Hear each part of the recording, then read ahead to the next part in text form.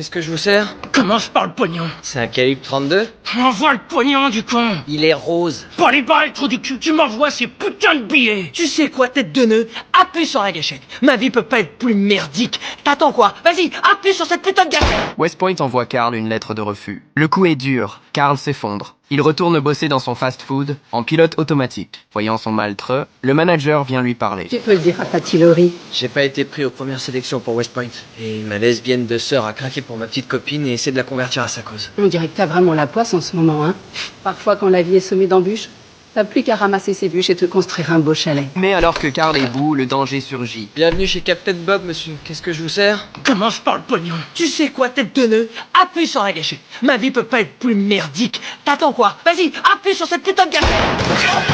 Carl toute sa colle sur le braqueur. Le lendemain, il revient travailler comme d'habitude. Et elle, on lui annonce une nouvelle hallucinante. Le capitaine, et il veut te voir seul à seul. Le Captain Bob? C'est pas un nom inventé comme le colonel Sanders? Le colonel Sanders était réel. Sans déconner. Viens avec moi. Carl rencontre enfin le légendaire patron, Bob. Bob lui demande quels sont ses plans pour l'avenir. Est-ce que t'as un chalet? Mhm. Moi, oui. Un hors-bord? 2 Cadillacs flambant neufs? Tu te prends des vacances de 2 semaines sur les côtes de l'Alabama tous les ans? Non, monsieur.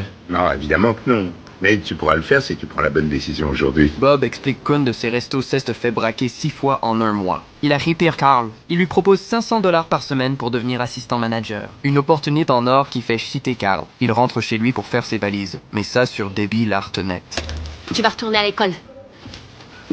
En voyant le désespoir de Carl, Debbie dit d'agir. Elle va immédiatement voir la petite amie de Carl, Kelly. T'as brisé le cœur de mon frère, Kelly. Il est en train de tout laisser tomber et ça, c'est ta faute. Kelly fonce directement sur le lieu de travail de Carl.